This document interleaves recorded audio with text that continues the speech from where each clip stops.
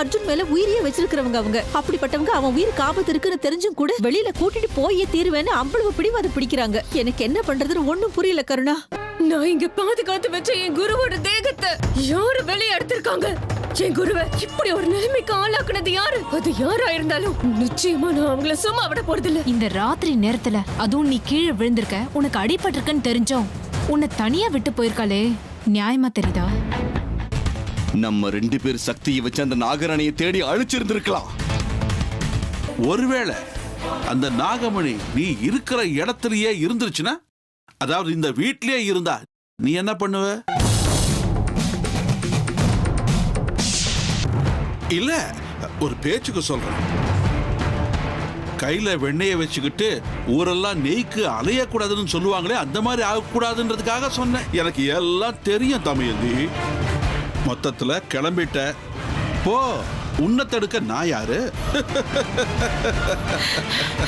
சிரிக்காதே.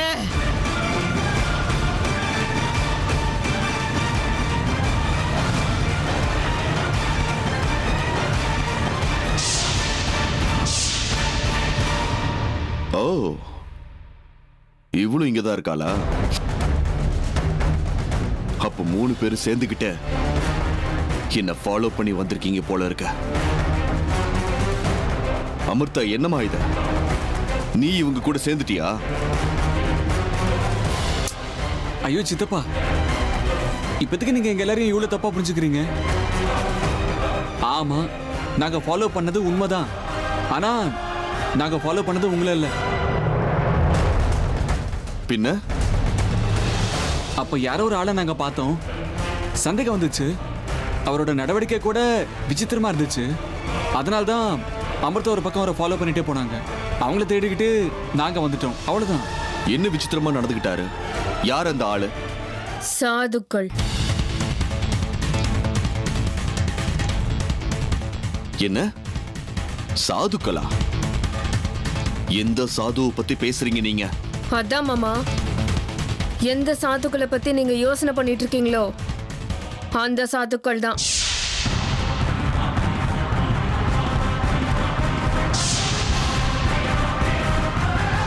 அப்படின்னா? அதான் சித்தப்பா, நம்ம வீட்டுக்கு அடிக்கடி ஒரு சாதுக்கள் வருவாரு. அதான் வெள்ளை தாடி, வெள்ளை துணி.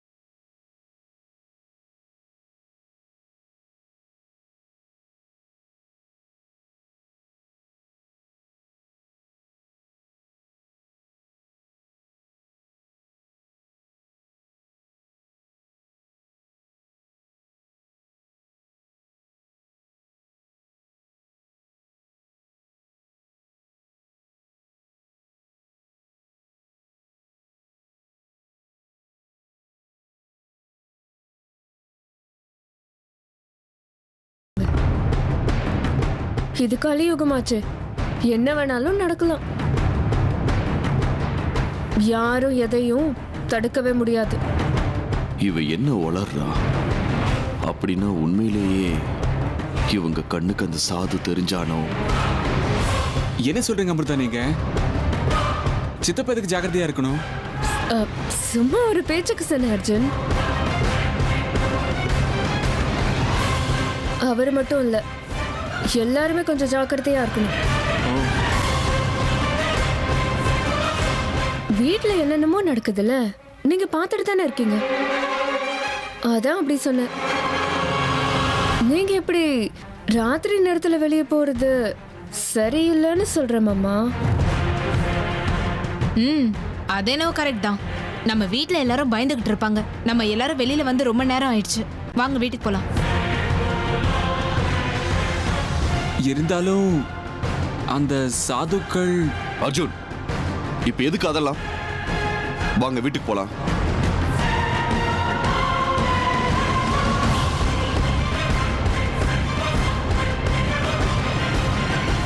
உன்னை எப்படி பலி கொடுக்க போறேன்னு பார்த்துக்கிட்டே இரு. உன்னுடைய சாவு இந்த உலகத்துல இருக்கிற எல்லா துஷ்டர்களுக்கும் ஒரு பெரிய பாடமா இருக்க போகுது. அப்படிதான்டா உன்னை பலி வாங்க போறேன்.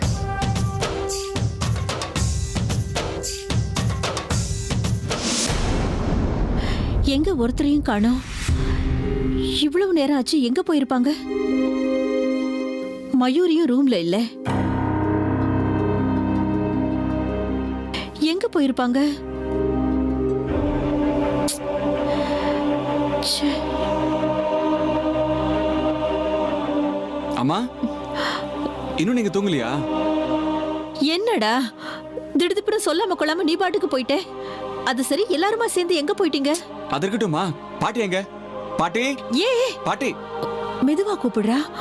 உங்க பாட்டி நேரம் தூங்கி இருப்பாங்க. அர்ஜுன், எதுக்குப்பா என்ன கூப்பிட்ட? என்னாச்சு? பாட்டி,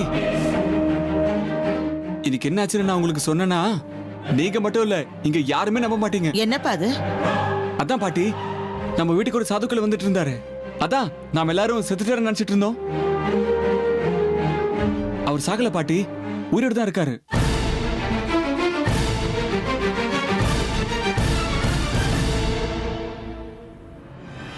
அப்படியா அர்ஜுன்?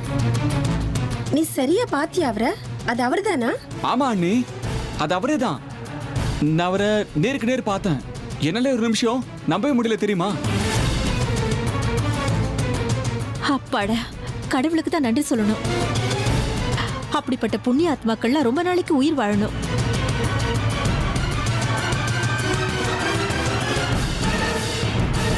நாம எல்லாரும் ஒரு நாளைக்கு அவரை பார்த்து ஆசீர்வாதம் வாங்கிட்டு வந்துடலாம். சரிங்க அத்தை, அதை விட நாம அவரை வீட்டுக்கு கூப்பிட்டு பூஜை ஏதாவது பண்ணலாம்ல? அமிர்தா, உனக்கு இந்த குருக்களை ரொம்ப நல்லா தெரியும்ல? ஆமாக்கா.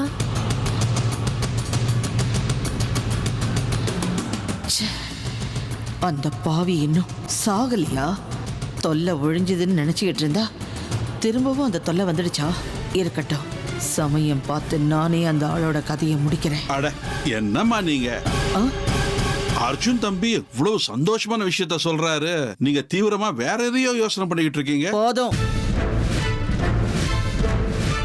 இத பாருங்க, நாளைக்கு அர்ஜுனுக்கு பிறந்த நாள். வீட்டுக்கு நிறைய விருந்தாளிங்க வருவாங்க. அது மட்டும் இல்லாம நாம எல்லாரும் கோயிலுக்கு வேற போக வேண்டியிருக்கு. ஞாபகம் இருக்குல்ல? இருக்கு அத்தை, எல்லா ஏற்பாடும் பண்ணியாச்சு. நீங்க சொன்ன எல்லா ஞாபகம் இருக்கு. ஏற்கனவே ரொம்ப நேரமாச்சு. எல்லாரும் போய் படுத்து தூங்குங்க. காலையில சீக்கிரம் எந்திரிக்கணும், நிறைய வேலை இருக்கு. இப்படியே நின்று பேசிட்டு இருந்தா எப்படி? போங்க. வாங்க வா.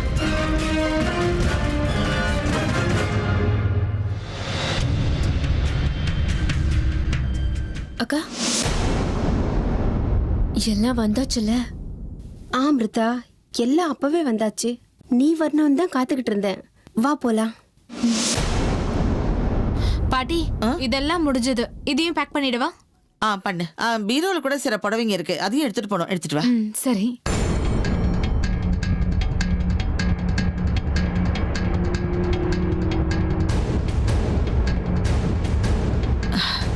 ஒரு வழியா இந்த வீட்டை விட்டு நான் போக வேண்டிய நாள் நெருங்கி வந்துடுச்சு.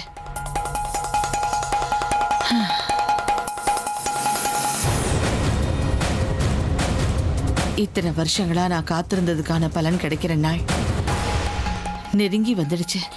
இனிமே எந்த விதமான தவறும் நடக்காத மாதிரி நான் எடுத்து வைக்கிற ஒவ்வொரு அடியையும் ஜாக்கிரதையா எடுத்து வைக்கணும். என் வாழ்க்கையில இனி தோல்வியே கிடையாது. பாட்டி, எப்பவும் தனக்கு தானே பேசிட்டு இருக்கீங்களே, என்ன அடி, என்ன தோல்வி? அது ஒண்ணும் இல்லம்மா. அது நம்ம இந்த வீட்டை விட்டு கோயிலுக்கு போறோம்ல, அதான் கொஞ்சம் எச்சரிக்கையா காலடி எடுத்து வைக்கணும்னு சொன்னேன். அது மட்டும் இல்லாம இந்த வீட்டு மேலேயும் நம்ம மேலேயும் ரொம்ப கண்திருஷ்டி பட்டிருக்கு, அதுக்காக சொன்னேன். அது சரி பாட்டி, நானும் நேத்துல இருந்து கேட்டுட்டு இருக்கேன்.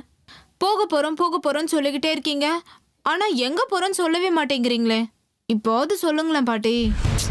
மயூரி, எத்தனை தடவை உனக்கு நான் சொன்னேன் எந்த கேள்வியும் கேட்க கூடாதுன்னு? இத பாரு, நான் சொன்ன காரியத்தை ஒழுங்கா நீ செஞ்சா போதும், புரியுதா? சரி. அது இருக்கட்டும், உன் துணியெல்லாம் எடுத்துக்கிட்டியா? ம் அப்பவே எடுத்து வச்சுக்கிட்டேன். ம்.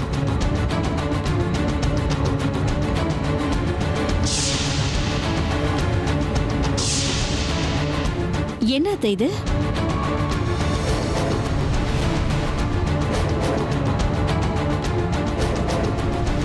எதுக்கு நீங்க இவ்வளவு புடவை எடுத்து வச்சிருக்கீங்க? எங்க கிளம்பிட்டீங்க நீங்க? நான் தான் ஏற்கனவே சொன்னேனே கோயிலுக்கு போக போறேன்னு. கோவிலுக்கு போறதுக்கு இவ்வளவு புடவை எடுத்துக்கணுமா என்ன? ஏதோ ஊரை விட்டே போற மாதிரி இல்ல இருக்கு.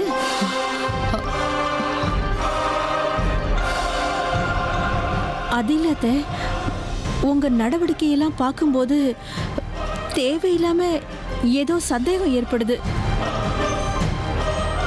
உண்மையை சொல்லுங்க அத்தை, என்ன பண்ண போறீங்க நீங்க? உங்க மனசுல என்னதான் இருக்குன்னு சொல்லுங்க. ஐயோ கடவுளே, நீ என்ன என்னென்னமோ கேட்டுக்கிட்டு இருக்க? இத பாரு, தேவையில்லாத விஷயத்தெல்லாம் மனசுல போட்டுக்கிட்டு நீயா கற்பனை பண்ணி ஏதேதோ பேசிக்கிட்டு இருக்காத. நீ போய் படுத்துக்கோ, ரொம்ப நேரம் ஆச்சு. ஆமா அத்தை, நீங்க நினைக்கிற மாதிரிலாம் எதுவும் கிடையாது. பாட்டிக்கு ஹெல்ப் பண்றதுக்கு நான் இருக்கேன். நீங்க போய் நிம்மதியா தூங்குங்க. இல்ல மயூரி, எனக்கு என்னமோ இவங்க சொல்ற பதில் அந்த அளவுக்கு திருப்தியாவே இல்லை. நான் இங்கேயே இருக்கிறேன். என்ன ஹேமா இது? காடு வா வாங்குது, வீடு போ போங்குது. இந்த வயசுல நான் என்னமோ ஒரேடியா ஊரை விட்டு போற மாதிரி பேசிட்டு இருக்க. என்ன இருந்தாலும் இது உன் வீடு, நான் யாரு இதெல்லாம் கேட்க? ஐயோ, என்ன தப்பா நினைச்சுக்காதீங்க அத்தை. இந்த மாதிரி சின்ன விஷயத்துக்குலாம் ஏன் இவ்வளவு டென்ஷன் ஆகுறீங்க? எல்லாத்தையும் நீங்களே எடுத்து வச்சுக்கிட்டு இருக்கீங்களே, நானும் கொஞ்சம் உதவி பண்ணலாங்கிற எண்ணத்துல தான் கேட்டேன்.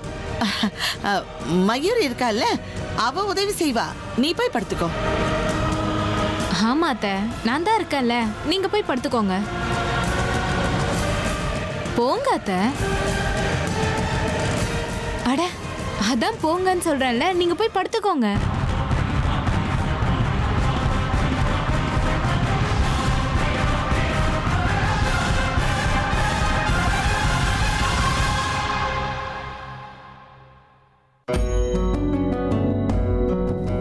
அம்மா,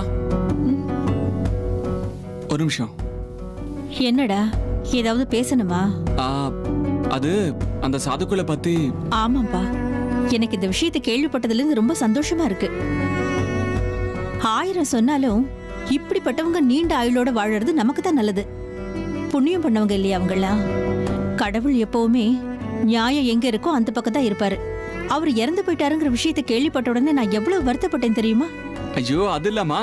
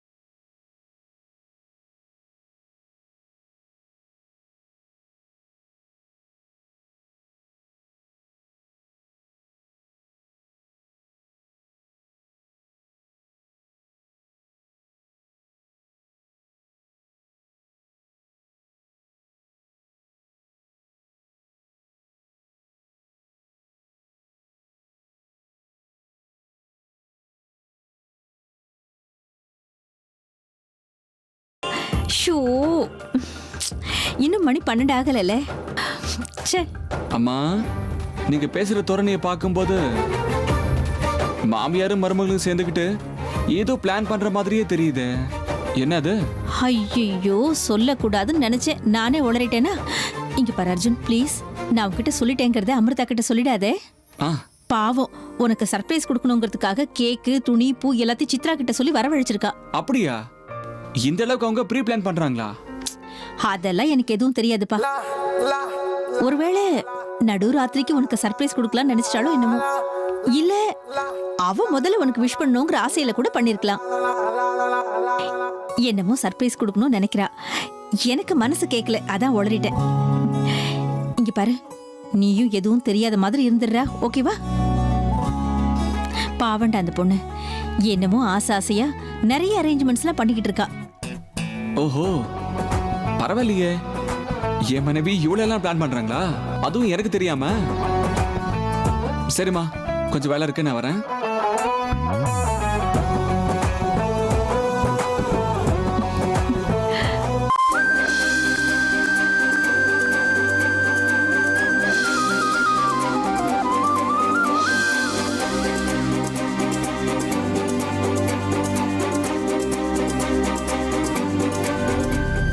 அமிர்தா, காலங்கிறது சக்கர மாதிரி எவ்வளவு வேகமா சுத்துதுல்ல.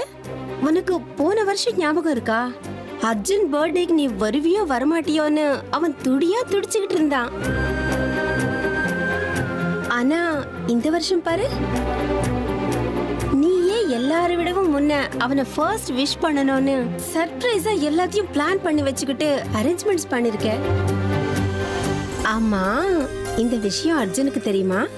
ஐயோ, தெரியாதுக்கா. அவருக்கு தெரியாம தான் இதெல்லாம் பண்றேன். நீங்களும் அவர்கிட்ட எதுவும் சொல்லிடாதீங்க. இன்னும் கொஞ்ச நேரம் தானே, அதுக்கப்புறம் அவரே எல்லாம் தெரிஞ்சுப்பாரு. பாவம், நீ இவ்வளவு எல்லாம் அரேஞ்ச்மெண்ட்ஸ் பண்ணிருக்கும் போது நான் எல்லாத்தையும் அவன் கிட்ட போட்டு உடைச்சு ஏன் இதை பாழாக்கணும்?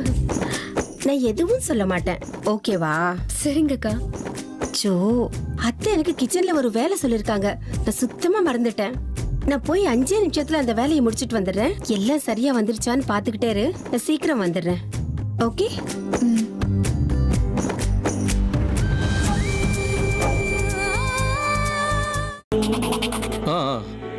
ஏய் அர்ஜுன், ஒரு நிமிஷம், நான் உங்களுக்கு அப்புறம் கால் பண்றேன். Okay okay. என்னடா பர்த்டே பாய், எல்லாம் ரெடியா? இல்ல, பர்த்டே எனக்கு, ஆனா என்னை விட நீ தான் பிஸியா இருக்க. பின்ன என் தம்பியோட பர்த்டேனா சும்மாவா? என்னெல்லாம் பிளான் பண்ணி வச்சிருக்கேன்னு தெரியுமா உனக்கு? லாஸ்ட் டைம் பண்ண அரேஞ்ச்மெண்ட்ஸ்லாம் இப்ப கூட என் கண்ணு முன்னாடியே நிக்குது. இந்த வாட்டி லாஸ்ட் டைமை விட இன்னும் பிரம்மாண்டமா செலிப்ரேட் பண்ணணும்னு ஆசைப்படுறேன். அண்ணா, போன வருஷம் பர்த்டே நினைச்சாலே என் மனசெல்லாம் ரொம்ப பதட்டமா இருக்கு. போன வருஷம் பர்த்டே அன்னைக்கு தானே சித்தப்பாவோட ஃப்ரெண்டு இறந்து போனாரு. பர்த்டே பத்தி பேசும்போதெல்லாம் எனக்கு அந்த ஞாபகம் தானே வருது. எப்படியோ இந்த வருஷம் அந்த மாதிரி எதுவுமே நடக்காம இருந்தா போதும். ஆமாடா, அந்த சித்தைய வேற சித்தப்பா செத்துருவாருன்னு வேற சொல்லியிருக்கான். பத்தாததுக்கு கெடு வேற ஃபிக்ஸ் பண்ணியிருக்கான். என்னது, கடு ஃபிக்ஸ் பண்ணிருக்காரா? ஆமாண்டா, அதுவும் நாளைக்கே வா.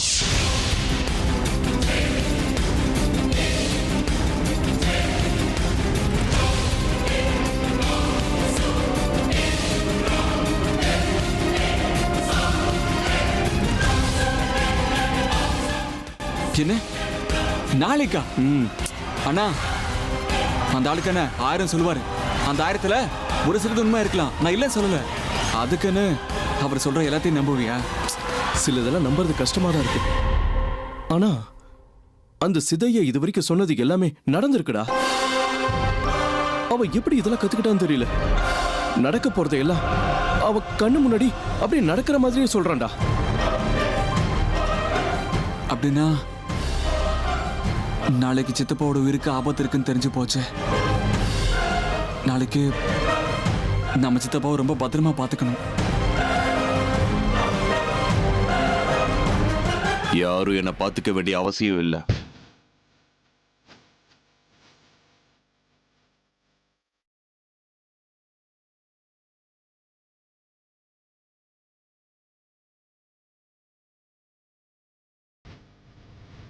சித்தப்பா. ஆமா கர்ணா, நீங்க 2 பேர் பேசினதை நான் கேட்டேன். சித்தப்பா மேல உங்களுக்கு இருக்கிற அக்கறை, பாசம் எல்லாமே எனக்கு புரியுதா. ஆனா நீங்க யாரும் பயப்பட வேண்டிய அவசியமே இல்லை. இந்த ருத்ரனை தொடர்றது அவ்வளவு சுலபம் கிடையாது. யாராலையும் என்னை எதுவுமே செய்ய முடியாது. நாளைக்காக தான் நான் ரொம்ப நாளா காத்துக்கிட்டு இருக்கேன். 2 பேரும் நிம்மதியா போய் தூங்குங்க. காலையில பார்க்கலாம்.